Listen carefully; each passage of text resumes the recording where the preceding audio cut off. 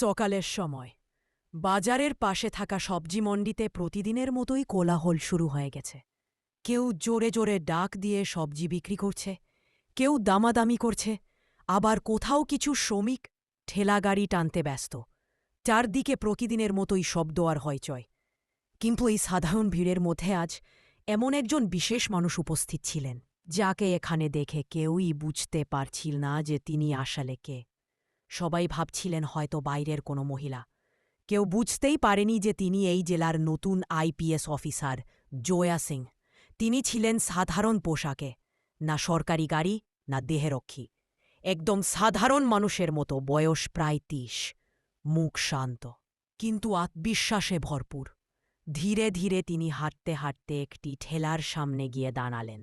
সেখানে এক বৃদ্ধা মহিলা সবজি বিক্রি করছিলেন।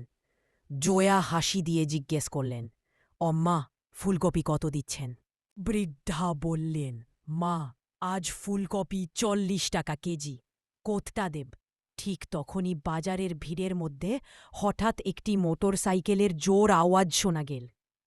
বাইকে করে সাব ইন্সপেক্টর বিজয় রানা মন্ডিতে ঢুকল। বয়স প্রায় ৪৫, মুখে অহংকার, চোখে ক্ষমতার গরিমা। তিনি সোজা সেই বৃদ্ধার ঠেলার কাছে এসে দাঁড়ালেন। ইন্সপেক্টরকে দেখেই বৃদ্ধার মুখে ভয়ের ছাপ ফুটে উঠল। মাথা নিচু করে বললেন, আজ কি লাগবে ইন্সপেক্টর সাহেব? বিজয় রানা বলল, ১ কেজি টমেটো দাও আর ১ কেজি তোরেই। বৃদ্ধা চুপচাপ সবজি দিলেন। ইন্সপেক্টর টাকা না দিয়েই মোটর সাইকেল চালিয়ে চলে গেল। এ দৃশ্য দেখে আইপিএস জয়া সিং বিস্মিত হলেন। তিনি বৃদ্ধাকে জিজ্ঞেস করলেন, অম্মা, উনি টাকা না দিয়ে চলে গেলেন কেন? আপনি কিছু বললেন না কেন? বৃদ্ধার চোখে অসহায়তার জল। মা, উনি রোজই এভাবে নিয়ে যায়। টাকা চাইলে হুমকি দে, বলে তোর ঠেলা নালায় ফেলে দেব। আমার স্বামী পঙ্গু, ওর ওষুধ চালাতে হয়, তাই মনের কষ্ট চেপে চুপচাপ সবজি দিয়ে দিই। জয়ার ভিতরটা কেঁপে উঠল। তিনি বললেন, অম্মা, কাল আপনি আমার সঙ্গে কথা বলবেন। কাল যখন আপনি খেলা বসাবেন, আমাকে ফোন করবেন। আমি আপনার হয়ে বসব। দেখব উনি কিভাবে টাকা না দিয়ে যান। বৃদ্ধার চোখে নতুন আশা। পরদিন সকাল জয়া আবার সাধারণ মহিলার ছদ্মবেশে এলেন। বৃদ্ধার ঠেলার সামনে দাঁড়ালেন। বাজারে স্বাভাবিক ভিড়। ঠিক তখনই ইন্সপেক্টর বিজয় রানা মোটরসাইকেল নিয়ে এসে হাজির। তিনি জয়াকে দেখতে বললেন, তুই আবার এখানে? ওই বুড়িরকে। জয়া শান্তভাবে বললেন, আমি তার মেয়ে। বিজয় রানা হেসে বলল, বুড়ি তো কখনো বলেনি তার এত সুন্দর মেয়ে আছে। আমার সঙ্গে বিয়ে করবে? জয়া কঠিন কণ্ঠে বললেন, না। ইন্সপেক্টর হাসল। চল, ১ কেজি ফুলকপি দাও আর একটু ধনেপাতা। জয়া সবজি দিলেন। ইন্সপেক্টর আবার টাকা না দিয়ে যেতে লাগল। জয়া চিৎকার করে বললেন, রুকুন, টাকা দেন। ইন্সপেক্টর রেগে বলল, তোর মাকে তো দি না, তুই নতুন এসেছে মনে হচ্ছে। জয়া দৃঢ় কণ্ঠে বললেন, এই সবজি আনতে আমাদের টাকা লাগে, বিনে পয়সায় আপনি খাবেন কেন? এই কথায় ইন্সপেক্টরের রাগ মাথায় চড়ে গেল। সে হঠাৎ জোরে থাপ্পড় মারল জয়ার গালে। জয়া কেঁপে উঠেলেও নিজেকে সামলে নিলেন।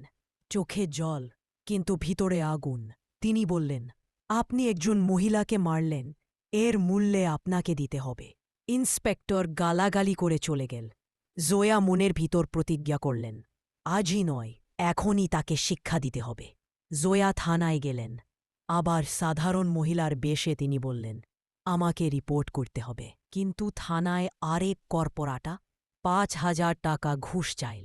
জয়া টাকা টেবিলে রেখে বললেন, লিখুন, আমি রিপোর্ট দিতে এসেছি ইন্সপেক্টর বিজয় রানার বিরুদ্ধে।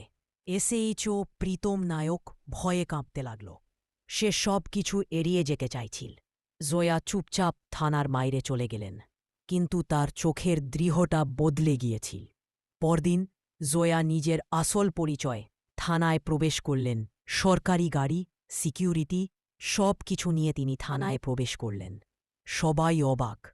বিজয় রানা ও প্রীতম নায়ক দুজনের মুখ সাদা হয়ে গেল।